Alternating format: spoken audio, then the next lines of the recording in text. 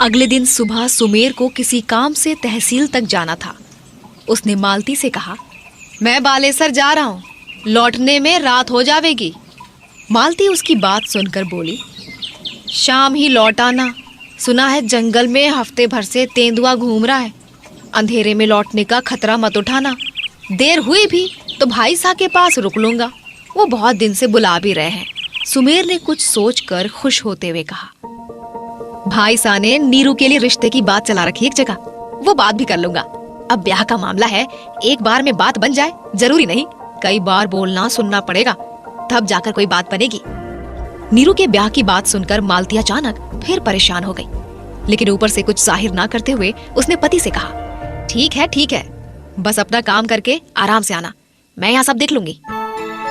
सुमेर बालेसर चला गया। मालती के दिमाग में भी कुछ चल रहा था। उसने जल्दी जल्दी घर का काम निपटाया, नीरू को नहला धुलाकर एक साफ सुथरा फ्रॉक पहनाया और घर से निकलकर सीधे गांव की आंगनबाड़ी में पहुंच गई। वहां ऑफिस में पद्मिनी मैडम अपने टेबल पर बैठी एक रजिस्टर भर रही थी। उसने बड़े ही सम्मान के साथ कहा, खम्मा घड़ी मैडम जी, आपसे कुछ जरूरी बात करनी है। पद्मिनी मालती को देखकर खुश हो गई और बोली, घड़ी खम्मा मालती भाभी, आइए बैठिए, मैं तो आपके ही घर आने वाली थी। मालती ने आश्चर्य से पूछा, आपको हमसे कौन सी बात करनी थी मैडम जी? पद्मिनी ने मुस्कुराकर नीरू को देखा और बोली, आपकी इतनी प्यारी सी बेटी के बारे में। मालती का दिल जैसे धड़क उठा। उसने कहा, हमारी बेटी मतलब नीरू मैडम जी? हाँ नीरू, नीरजा नाम है ना इसका? पद्मिनी मुस्कुराते हुए बोली, बड़ा प्यारा नाम रखा है आपने, इसका मतलब पता है ना? मालती खुश हो गई। जब कोई उसकी बच्ची के नाम की तारीफ करता था तो वो खुश हो जाती थी। आखिर ये नाम उसने ही रखा था। हाँ मैडम जी, बिल्कुल पता है, कमल। हम तो कीचड़ जैसे लोग हैं मैडम जी, ऐसी सुघर छोरी पैदा हुई तो इसका मुंह देखकर ही नाम रख दिया हमने। अपनी तारीफ सुनकर बच्ची इतराती हुई माँ से चिपक गई। पद्मिनी ने मालती की आंखों में देखते हुए कहा, सिर्फ मुंह नहीं, गुण से भी आपकी बेटी कमल के फूल जैसी है। लेकिन पता है, कमल के फूल में सुगंध नहीं होती, यही एक कमी होती है उसमें। पद्मिनी की बात से उदास होकर मालती बोली, हाँ मैडम जी, लेकिन हम नीरजा की इस कमी को दूर कर सकते हैं। पद्मिनी ने मुस्कुराते हुए कहा। ये सुनकर मालती ने उत्सुकता से पूछा, हम समझे नहीं मैडम जी। पद्मिनी ने उसे समझाते हुए कहा, देखिए मालती भाभी, सुगंध का मतलब होता है ज्ञान और शिक्षा। आप नीरू को पढ़ाते क्यों नहीं? 5-6 साल की तो हो गई होगी, स्कूल भेजा कीजिए, पढ़ेगी तो और भी निखरेगी। पद्मिनी मैडम की ये बात सुनकर मालती को तो ऐसा लगा मानो सिरजा देवी स्वयं प्रकट होके उससे पूछ रही हो। मांग ले मालती, आज तेरा मुंह मांगा वरदान मिलेगा। उसका दिल जोर जोर से धड़कने लगा। वो हैरान थी कि मैडम ने उसका मन कैसे पढ़ लिया। वो बोली, मैडम जी, हम आपसे यही बात करने तो आए थे। पद्मिनी बोली, अरे वाह, हम भी आपके घर यही बात करने आने वाले थे। ऐसा कीजिए, कल इसे लेकर सरकारी पाठशाला में आ जाइए, कल से हम वहीं रहेंगे, नीरजा का फॉर्म भर देंगे, कल ही नाम भी लिख जाएगा। मैडम की ये बात सुनते सुनते अचानक मालती की आंखों से आंसू गिरने लगे। समझना मुश्किल था कि आंसू खुशी के हैं, दुख के हैं या फिर चिंता के हैं। पद्मिनी बोली, अरे क्या हुआ, आप रो क्यों रही हैं? कोई समस्या है क्या, या मेरी बात सुनकर अच्छा नहीं लगा? मालती ने अपने हाथ पद्मिनी के हाथ पर रखे और बोली, कैसी बात कहती है मैडम जी, मैं तो इसलिए बोल रही हूँ कि आपने मेरे मन की बात कह दी, और इसलिए भी रो रही हूँ कि हमारे पास पैसे ही नहीं है कि छोरी को पढ़ा सके। आप कोई रास्ता बताएंगी, इसीलिए आपके पास आई थी। पद्मिनी ने मालती को प्यार से अपने पास बिठाया और बोली, आप पैसे की तो बिल्कुल चिंता मत करिए, मैं आपको यही बताना चाहती हूँ कि गांव की सरकारी पाठशाला में निशुल्क पढ़ाई हो रही है, और लड़कियों को तो सरकार अब कक्षा 8 तक बिना फीस पढ़ाएगी। ऊपर से स्कूल की ड्रेस और कॉपी किताब के साथ दोपहर का खाना भी बिल्कुल मुफ्त। ये सुन मालती का मुंह खुला का खुला रह गया। वो हैरानी से बोली, क्या 1 रुपया भी नहीं देना पड़ेगा? पद्मिनी हंसकर बोली, 1 पैसा भी नहीं देना पड़ेगा, और अगर देना भी पड़ता तो मैं दे देती। नीरजा जैसी होशियार बच्ची को शिक्षा मिले, ये मेरा भी सपना है। आप बिना किसी फिक्र के उसे पाठशाला ले आइएगा, मैं उसका नाम लिख लूंगी, फिर कक्षा 8 तक आराम से पढ़ाई कर सकेगी। मालती अचानक जोर जोर से रोने लगी। रोते हुए उसने कहा, आगे क्या होगा नहीं पता मैडम जी, छोरी 3-4 कक्षा तक पढ़ ले तो ही मेरा जीवन सफल हो जाएगा, उसका पाठशाला जाने का सपना पूरा हो जाएगा। मालती इतनी ही खुशी में झूमते हुए घर लौटी। बस उसे एक ही फिक्र थी, पद्मिनी मैडम की ये बात सुनकर सुमेर क्या करेगा? लड़कियों को मुफ्त में पढ़ाया जा रहा है, ये सुनकर नीरजा को पढ़ाने की बात को मान जाएगा? या फिर छोरी होने की दुहाई देकर मना कर देगा। रात जब मालती हाथ जोड़े सिरजा माई से प्रार्थना कर रही थी कि सुमेर नीरू को स्कूल भेजने पर राजी हो जाए, ठीक उसी वक्त सुमेर बालेसर में अपने बड़े भाई लखपत से नीरू के ब्याह वाली बात कर रहा था। लखपत ने गिलास में भरी सस्ती शराब का घूंट पीते हुए सुमेर से कहा, देख सुमेर, अच्छे घर का रिश्ता है, अब छोरी का ब्याह होगा तो कुछ तो खर्चना ही पड़ेगा ना। खाली हाथ कौन तुझे पूछेगा, जमाने का यही चलन है, तू दाम निकाल, छोरा तेरा। मगर भाई साहब, आप तो जानो हो, बड़ी मुश्किल से पेट भर पाता है, इतनी आमदनी कहाँ है कि हजारों खर्च करेंगे, कुछ मदद आप कर देते तो। सुमेर ने बहुत ही दयनीय आवाज में कहा तो लखपत ने साफ मना कर दिया और कहा, मुझसे कोई उम्मीद ना रखना, मेरे सिर पर पहले ही बहुत बोझ है, तू प्रबंध कर, जब हो जाए तो बता देना, रिश्ता अच्छा कराऊंगा, ये गारंटी मेरी। सुमेर चुपचाप भाई की बात सुनता रहा। दुहाजू आदमी के रिश्ते को अच्छा तो वो नहीं मानता था, लेकिन गरीब की छोरी को और कौन सा राजकुमार मिलेगा, यही सोचकर वो कुछ नहीं बोला और अगली सुबह सूरज चढ़ते ही सुमेर बेलवा लौट आया। मालती ने पति का चेहरा मायूस और मिजाज खराब देखा तो डर गई। खराब मिजाज में पति से बेटी की पढ़ाई के बारे में बात करती तो कैसे, फिर भी करनी तो थी ही। थाली में बाजरे की रोटी और लहसुन की चटनी उसने सुमेर के सामने रखी और कहा, क्या हुआ जी, बड़े परेशान लगते हो, जिस काम से गए थे वो काम तो हुआ ना। सुमेर ने मायूस आवाज में जवाब देते हुए कहा, हाँ वो तो हो गया, लेकिन।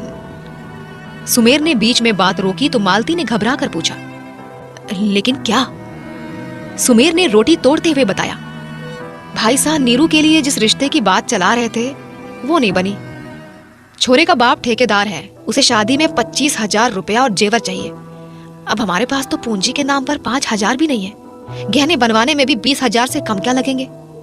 रिश्ते की बात नहीं बनी, ये सुनते ही मालती के दिल में खुशी के लड्डू फूटने लगे, लेकिन ऊपर से वो चिंता दिखाते हुए बोली, हाँ ये तो बुरा हुआ जी, चलो तुम मन ना छोटा करो, अभी उसकी उम्र ही क्या है, जब सही बखत आएगा हो जाएगा। सुमेर अब झल्ला गया, उसने कहा, तेरी तो अक्ल ही घुटने में है, जरा सोच, अभी 5-6 बरस में ये हालत है, कुछ बरस और बीत गए तब क्या होगा। इतना कहते हुए उसने सिर पर हाथ रख लिया। मालती को लगा कि बात करने का यही सही वक्त है। उसने धीमी आवाज में पति से कहा, सुनो, कल वो आंगनबाड़ी वाली पद्मिनी मैडम मिली थी, वो बता रही थी कि गांव में सरकारी पाठशाला में बच्चों को मुफ्त में पढ़ाया जा रहा है, और तो और लड़कियों के लिए मुफ्त में कपड़ा, किताबें और एक वक्त का खाना भी है, छोरी को वहीं भेज देते हैं। इतना सुनकर सुमेर चुप रहा तो मालती की हिम्मत और बढ़ी।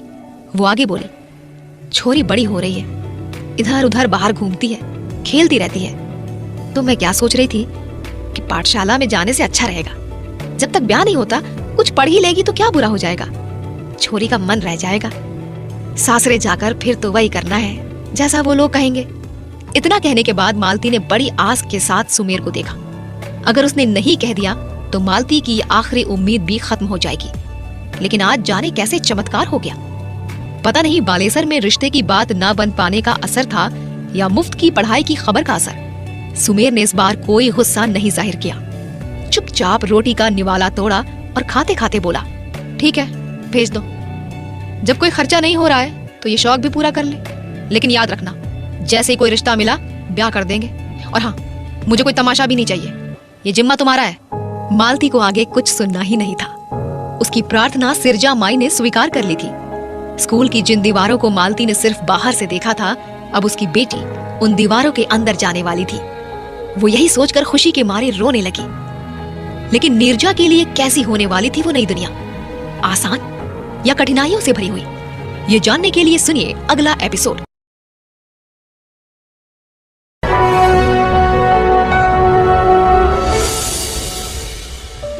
आज एक नई सुबह थी। मालती का वो सपना जिसे वो कभी पूरा नहीं कर सकी थी, वो आज उसकी बेटी के लिए सच होने जा रहा था। नीरू स्कूल जाने वाली थी। मालती रोज से पहले जाग गई। जागते ही उसने आवाज दी, नीरू जल्दी से उठ जा बेटा, नहा ले, नई फ्रॉक पहन ले, फिर हम स्कूल चलेंगे। नीरू जो रोज कई बार आवाज देने पर जागती थी, आज माँ की एक ही आवाज में उठ बैठी। उसके चेहरे पर खुशी और असमंजस दोनों के भाव थे। अम्मा, मैं सचमुच स्कूल जाऊंगी ना? बाबा ने फिर मना कर दिया तो? बच्ची ने आंख मलते हुए मासूम आवाज में पूछा। उसे पिता का गुस्सा याद था। उसे विश्वास नहीं हो रहा था कि वो वाकई में स्कूल जा रही है। अरे छोरी, नसीब है तेरा, तेरे बाबा भी मान गए हैं। अब तू देर ना कर, उठ जा जल्दी, नहीं तो पहले ही दिन डांट पड़ेगी, मालती ने कहा। अरे वाह, मुझे जल्दी से स्कूल जाना है, घंटी सुननी है। नीरू पूरे जोश में भरकर बोली और तुरंत बिस्तर से कूदकर नहाने भागी। सुमेर सुबह सुबह घर में ये सारी हलचल देख रहा था। नीरू का स्कूल जाना उसे बिल्कुल अच्छा नहीं लग रहा था, लेकिन फिलहाल तो हाँ उसने ही की थी, इसीलिए वो चुप था। थोड़ी ही देर में नीरू माँ की पुरानी साड़ी को काटकर बनाई गई नई फ्रॉक पहनकर बालों में रिबन लगाकर स्कूल जाने को तैयार हो गई। मालती उसे लेकर स्कूल के लिए निकलने ही वाली थी, तभी सुमेर ने नीरू को अपने पास बुलाया और कहा, सुन छोरी, कायदे से जाना और कायदे से लौटना। वहाँ छोरों से ज्यादा बातचीत करने की जरूरत नहीं है, और धूल मिट्टी उड़ाते हुए खेलती मत रहना। कोई शिकायत आई तो समझ लेना स्कूल जाना बंद। नीरू ने जल्दी जल्दी हाँ में सर हिलाया। सुमेर की आवाज में एक धमकी थी जो उस तक पहुंच गई थी। उसे शर्तों पर स्कूल जाने का मौका मिला था, मगर वो खुश थी, बहुत खुश थी। सुमेर कुछ और कहता इससे पहले मालती ने जल्दी से नीरू का हाथ पकड़ा और घर से निकल गई। बाहर वो थोड़ी ही दूर पहुंची थी कि चंदा ने आवाज लगाई, अरे इतनी जल्दी में ऐसे सज धज कर कहाँ जा रही हो माँ बेटी? मालती कुछ बोल पाती इससे पहले ही नीरू ने खुशी से उछलते हुए बताया, काकी काकी, हम स्कूल जा रहे हैं पढ़ाई करने। क्या बोली? स्कूल जा रही है? चंदा को जैसे यकीन ही नहीं हुआ। उसने मालती को देखा और सिर पर हाथ रखते हुए कहा, बुद्धि खराब हो गई है तेरी, माँ है कि दुश्मन? छोरी का जीवन बिगाड़ कर ही मानेगी। मालती को किसी बहस में नहीं पड़ना था। उसने चंदा से कहा, शुभ शुभ बोल चंदा, अभी देर हो जाएगी, मैं तुझसे आकर बात करती हूँ। और चंदा का जवाब सुने बगैर वो नीरू के साथ जल्दी जल्दी आगे बढ़ गई। स्कूल में पद्मिनी उसका ही इंतजार कर रही थी। वो मालती को देखते ही बोली, आइए मालती भाभी, मैं आप ही की राह देख रही थी, सोच ही रही थी कि कहीं आपका इरादा तो नहीं बदल गया। मालती ने जल्दी से नीरू को आगे करते हुए कहा, आज पहला दिन था ना मैडम जी, इसीलिए थोड़ी देर हो गई, कल से छोरी एकदम समय पर पहुंच जाएगी। फिर उसने मैदान में दरी पर बैठे बच्चों को देखा और डरते हुए पूछा, ज्यादा देर तो नहीं हुई ना मैडम जी? छोरी का नुकसान तो नहीं होगा ना? दाखिला तो हो जाएगा ना? पद्मिनी ने मेज की दराज से एडमिशन फॉर्म निकाला और मालती को देते हुए कहा, दाखिले वाला फॉर्म हमने पहले ही भर दिया है, ये देखिए। पद्मिनी ने फॉर्म में नाम वाले कॉलम पर उंगली रखी जहां नीली स्याही से लिखा था, नीरजा मंडल। मालती पढ़ तो नहीं सकती थी, लेकिन फिर भी उसे वो सफेद रंग का कागज देखकर अच्छा लगा। अब ये स्कूल की विद्यार्थी है, आज मैं इसे किताबें भी दिलवा दूंगी। ये कहते हुए पद्मिनी ने नीरजा को अपने पास बुलाया और बोली, खूब मन लगाकर पढ़ाई करना नीरू, सब सीखना, ठीक है? नीरजा ने सर हिलाया। आधी छुट्टी में खाना मिलेगा, उसे जरूर खा लेना, और कोई भी दिक्कत हो तो मेरे पास आ जाना। नीरजा ने फिर सिर हिलाया। पद्मिनी ने उसको स्कूल के बच्चों के साथ बैठा दिया। नीम के पेड़ के नीचे टाट पट्टी बिछी थी जिस पर गांव के बच्चे पढ़ रहे थे। सिर्फ 3 लड़कियां थीं और बाकी सारे लड़के थे। दूर से ये सब देख रही मालती की आंखों में थोड़ा डर, थोड़ी चिंता और बहुत सारी खुशी भर गई। पद्मिनी उसके दिल का हाल समझ रही थी। उसने कहा, नीरू बहुत समझदार है, दूसरे बच्चे स्कूल आते हुए रोते हैं, क्लास में बैठना नहीं चाहते हैं, लेकिन इसे देखकर तो ऐसा लग रहा है जैसे ये इसी दिन के इंतजार में थी। कितनी खुश है। वो तो है मैडम जी, छोरी की बस एक ही साध थी कि स्कूल जाना है, आपकी मेहरबानी से पूरी हो गई, एहसान रहेगा आपका। मालती ने हाथ जोड़ते हुए कहा तो पद्मिनी ने उसके कंधे पर हाथ रख दिया। ये सब बेकार की बातें मत सोचिए, आप अब घर जाइए। मालती के चेहरे पर चिंता और असमंजस का भाव देखकर उसने कहा, चिंता मत कीजिए, अब वो सही जगह पर है। छुट्टी के बाद हम नीरू को घर पहुंचा देंगे। पद्मिनी की आवाज में एक अपनापन था। मालती निश्चिंत होकर घर लौट गई। छुट्टी के बाद नीरू घर लौटी तो उसके पास एक छोटा सा बस्ता था। उसकी खुशी देखने लायक थी। देखो अम्मा, ये हमें मैडम जी ने दिया है, और देखो स्कूल से हमें क्या मिला है। उसने पूरे उत्साह से बस्ता खोला और स्कूल से मिली किताबें और नई ड्रेस मालती को दिखाने लगी। माँ बेटी दोनों के लिए ये एक अलग एहसास था जिसे कोई शब्द देना बहुत मुश्किल था। नीरू के सामने एक नई दुनिया का दरवाजा खुल गया था। ये दुनिया उसकी जिंदगी का एक नया अर्थ देने वाली थी, और मालती, उसकी खुशी में थोड़ा सा डर भी शामिल था। वो जानती थी कि ये खुशी हमेशा के लिए मुमकिन नहीं थी। एक बार नीरू का ब्याह तय होते ही स्कूल के सारे रास्ते बंद हो जाएंगे। मालती बिना कुछ बोले नीरू को खुश होते देखती रही। उधर स्कूल में एक बड़े समारोह की तैयारियां शुरू हो गई थी। 2 दिन बाद स्कूल में घोषणा की गई, हेडमास्टर साहब ने सभी टीचर्स को बुलाया और कहा, स्कूल में जो 2 नए कमरे बने हैं, 1 हफ्ते बाद उसका उद्घाटन होने वाला है डीएम साहब के हाथों। आप लोग देखिएगा सारे छात्र छात्राएं साफ सुथरे हों, कायदे से अनुशासन में रहें। डीएम साहब पर स्कूल का प्रभाव अच्छा पड़ना चाहिए। हेडमास्टर साहब ने एक लंबी सांस लेकर आगे कहा, कुछ सांस्कृतिक कार्यक्रम भी हो जाएं तो बढ़िया रहेगा। आप लोग कुछ सुझाव दीजिए। सारे लोग एक दूसरे का मुंह देखने लगे। तभी पद्मिनी बोली, सर एक डांस मैं सिखा दूंगी, बच्चों को अच्छे से तैयार करवा दूंगी। ये तो बढ़िया रहेगा। हेडमास्टर साहब खुश हुए। ऐसा कीजिएगा, डांस के साथ एक स्वागत गीत भी तैयार कर लीजिए, हो जाएगा ना? उन्होंने अपनी तसल्ली के लिए फिर से पूछा। पद्मिनी ने 2 साल पहले ही बीएड करके ग्रामीण बच्चों की शिक्षा को आगे बढ़ाने का संकल्प लिया था। उसने आंगनबाड़ी से काम की शुरुआत की थी। स्कूल में ये उसकी पहली पोस्टिंग थी। डीएम के आने की खबर सुनकर वो भी बच्चों जैसी उत्साहित थी। उसने हेडमास्टर साहब से कहा, जी सर, आप बिल्कुल निश्चिंत रहें, मैं दोनों तैयार करवा दूंगी। ये तो बहुत बढ़िया बात होगी। बस डीएम साहब को खुश होना चाहिए। हमें इस साल शिक्षा विभाग से कुछ फंड लेने हैं। डीएम साहब रिकमेंड करेंगे तो बात बन जाएगी। इसमें हम सबका भला है। सबने हाँ में सिर हिलाया। हेडमास्टर साहब पद्मिनी से बोले, यहाँ बेलवा गांव में लोग अपने बच्चों को पढ़ाना ही नहीं चाहते। लड़कियां तो स्कूल आती ही नहीं। आपके आने के बाद 3 लड़कियों ने एडमिशन लिया है। आप लड़कियों को स्कूल आने के लिए प्रोत्साहित कर रही हैं, ये बहुत अच्छी बात है। पद्मिनी को अपनी तारीफ सुनना अच्छा लगा, लेकिन उसे मालूम था कि इस गांव समाज में किसी लड़की को स्कूल लाना कितनी बड़ी जद्दोजहद है। नीरजा एक अनोखी बच्ची थी जो अपनी खुशी से स्कूल आने को तैयार हुई थी। वरना यहाँ नाकामी को ढकने के लिए जो कुछ किया जा सकता था वो हेडमास्टर साहब कर रहे थे। पद्मिनी ने डांस के प्रोग्राम के लिए बच्चों को तैयार करना शुरू किया। उसने नीरजा को बुलाया और पूछा, डांस करोगी? नीरू ने हमेशा की तरह सिर हिलाया। वो स्कूल में कम ही बोलती थी। अरे मुंह से कुछ तो बोलो, हाँ कि नहीं? सिर्फ सिर हिलाने से हम ऐसे कैसे समझेंगे? पद्मिनी ने हंसकर कहा तो नीरू शर्मा कर बोली, जी मैडम जी, हमें भी नाचना है, लेकिन हमें आता ही नहीं है। कोई चिंता की बात नहीं है, तुम्हें हम सिखाएंगे। पद्मिनी ने बहुत प्यार से नीरू का हाथ पकड़ा और डांस करने वाले बच्चों की टोली के साथ खड़ा कर दिया। गांव की प्राइमरी पाठशाला में अलग से कोई नृत्य टीचर नहीं होता। बच्चों को पढ़ाने के साथ साथ ये सारी जिम्मेदारी पद्मिनी पर थी। पद्मिनी इन्हें बखूबी अंजाम भी दे रही थी। डीएम साहब अगले शनिवार को आने वाले थे। सब तैयारियां जोर शोर पर थी। शनिवार को दोपहर 12 बजे बेलवा गांव की सरकारी पाठशाला के सामने भारी भीड़ लग गई। शहर से नीली बत्ती वाली गाड़ी में डीएम साहब आए थे। साथ में और भी गाड़ियां थी।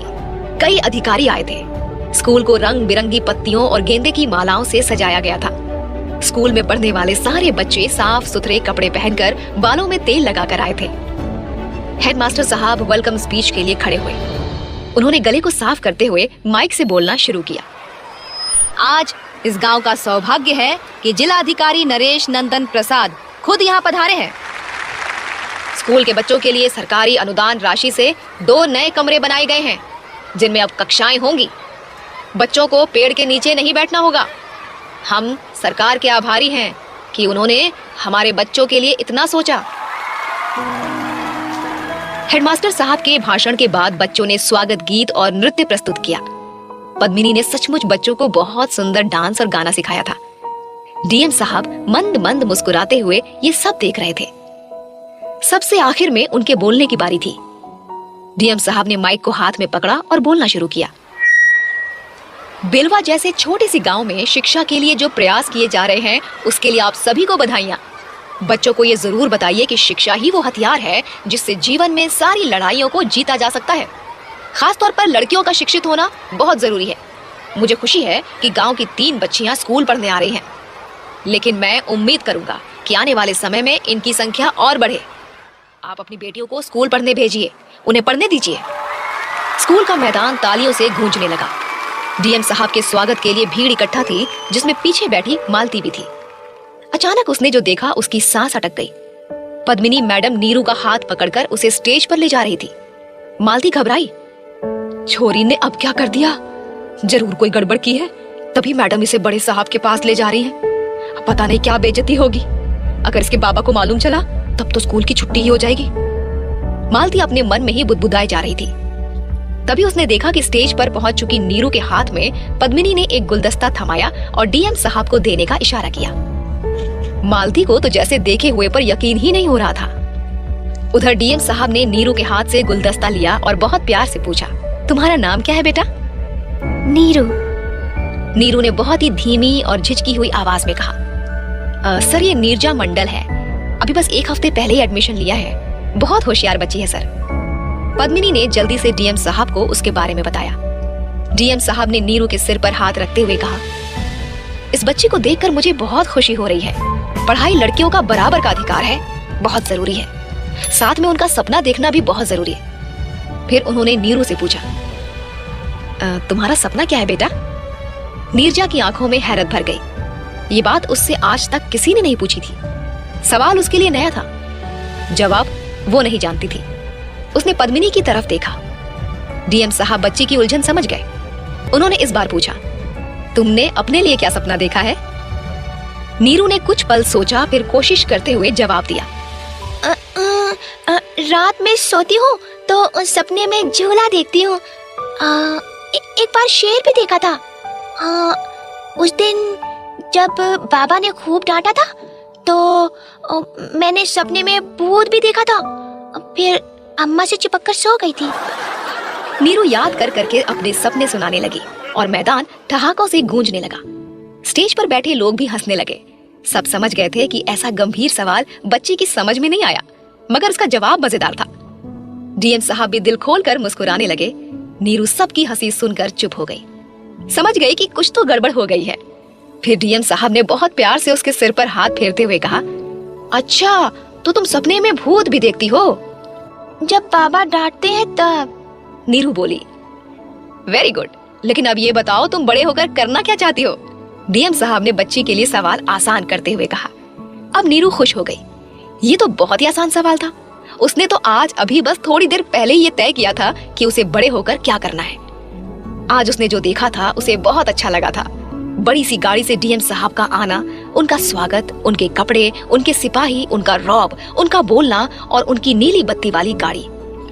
नीरू ने बिना एक पल गवाए हाथ उठाकर मैदान की तरफ इशारा किया जहां डीएम साहब की गाड़ी खड़ी थी। मैं बड़े होकर वो गाड़ी लूंगी।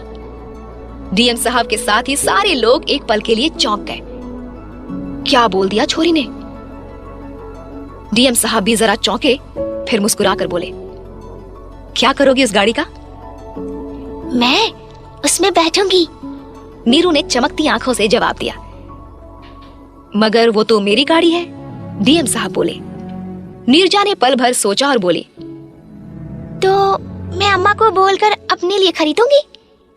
अब की बार डीएम साहब ने थोड़ा झुकते हुए नीरू की आंखों में झांका और कहा, ये गाड़ी खरीद कर नहीं मिलती, इसे लेने के लिए तुम्हें कलेक्टर बनना पड़ेगा। कलेक्टर? नीरू के लिए ये बिल्कुल नया शब्द था, लेकिन सुनते ही उसके दिमाग में तीर की तरह धंस गया। उसे कलेक्टर का मतलब नहीं मालूम था, लेकिन इस गाड़ी में बैठने के लिए उसे कलेक्टर बनना पड़ेगा, ये बात वो समझ गई थी। उसने कहा, तो मैं बनूंगी कलेक्टर। सारे लोग फिर हंसने लगे, लेकिन डीएम साहब इस बार गंभीर थे। वो बोले, वेरी गुड, ये हुई ना कोई बात। मेरा आशीर्वाद तुम्हारे साथ रहेगा, मगर याद रखना बहुत मेहनत करनी पड़ेगी कलेक्टर बनने के लिए। मैं करूंगी, नीरू ने बिना हिचके जवाब दिया। अपनी बेटी को इस तरह बात करता देख और एक कलेक्टर बनने का सपना बुनता देख मालती खुशी से जैसे पागल सी हो गई। उसकी आंखों से आंसुओं की धार बहे जा रही थी। समारोह कुछ देर और चला, फिर डीएम साहब अपनी नीली बत्ती लगी गाड़ी में बैठकर वहां से चले गए।